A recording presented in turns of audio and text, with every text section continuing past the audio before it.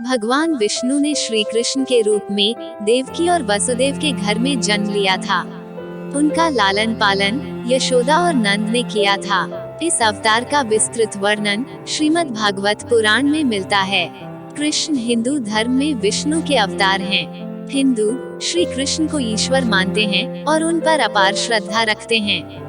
सनातन धर्म के अनुसार भगवान विष्णु सर्व पापहारी, पवित्र और समस्त मनुष्यों को भोग तथा मोक्ष प्रदान करने वाले प्रमुख देवता हैं। जब जब इस पृथ्वी पर असुर एवं राक्षसों के पापों का आतंक व्याप्त होता है, तब तब भगवान विष्णु किसी न किसी रूप में अवतरित होकर पृथ्वी के भार को कम करते हैं।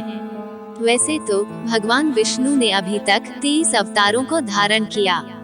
इन अवतारों में उनका सबसे महत्वपूर्ण अवतार श्री कृष्ण का ही था।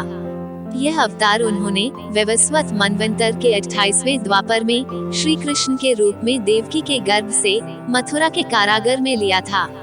वास्तविकता तो यह थी कि इस समय चारों ओर पापकृत्य हो रहे थे। धर्म नाम की कोई भी चीज नहीं रह गई थी।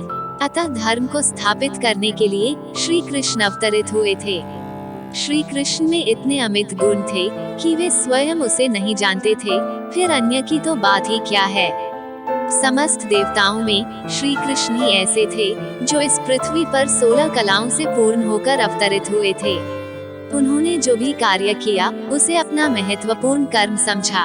अपने कार्य की सिद्धि के लिए उन्होंने साम दाम दंड भेद सभी का उपयोग किया, क्योंकि उनके अवतीर्ण होने का मात्र एक उद्देश्य था कि इस पृथ्वी को पापियों से मुक्त किया जाए।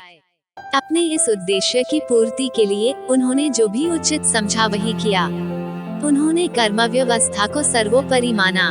कुरुक्षेत्र की रणभूमि में अर्जुन को कर्म ज्ञान देते हुए उन्होंने गीता की रचना की, जो कलिकाल में धर्म में सबसे महत्वपूर्ण ग्रंथ माना जाता है।